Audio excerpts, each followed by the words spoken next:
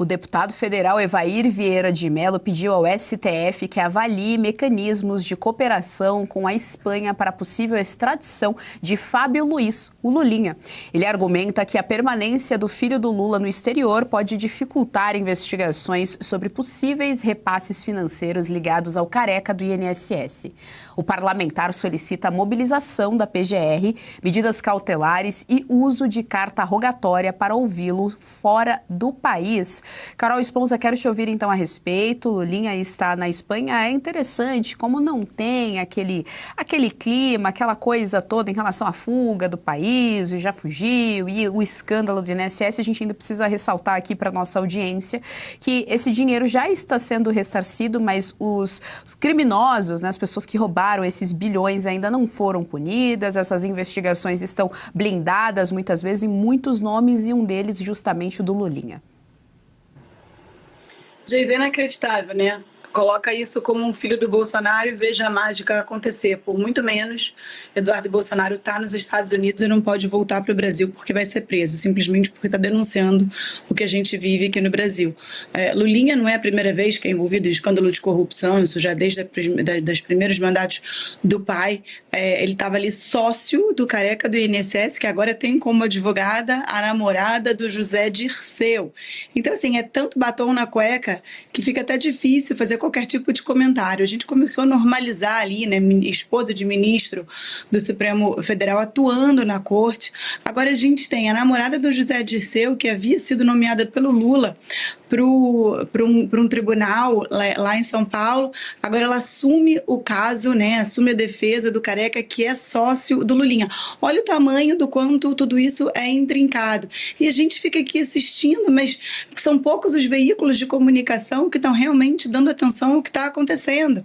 Se fosse qualquer pessoa da direita, e a gente já teria, né, a esquerda já teria parado o Brasil, seria manifestação, seria gente convocando CPMI para falar sobre isso, só sobre esse assunto, mas como é o filho do presidente, da paz e do amor, é uma bela de uma passada de pano. Então, assim, espero realmente que o Lulinha, no mínimo, venha aqui responder por tudo isso que a gente está assistindo, né? Serrão tá aí, quero te ouvir então a respeito aqui desse pedido do deputado federal Evair Mello em relação ao Lulinha. O Flávio Bolsonaro também chegou a mencionar esse caso, quero te ouvir a respeito. É um pedido necessário, embora se saiba que ele dificilmente vai ser atendido. Até porque o Lulinha ainda não é condenado por nada, não tem um crime objetivamente realizado por ele.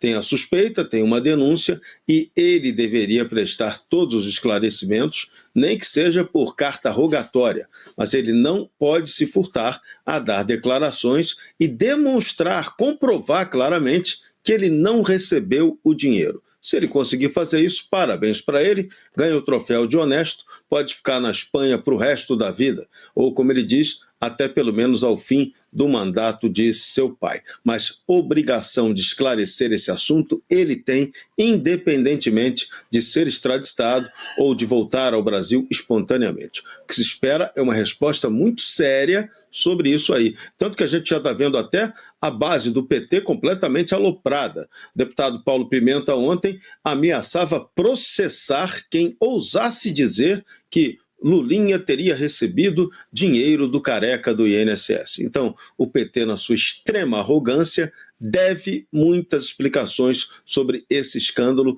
que só não causou o impedimento do presidente Lula, porque o brilhante Jorge Messias foi muito rápido, firmou um acordo com os aposentados e pensionistas, aproveitando que teve a colaboração do ministro José Dias Toffoli no Supremo Tribunal Federal, e aí Lula, por enquanto, está salvo, mesmo sendo o ordenador máximo de despesa do INSS, nessa falcatrua inaceitável de bilhões, uma covardia de um roubo de associações e sindicato do aposentado contra o pobre aposentado e pensionista.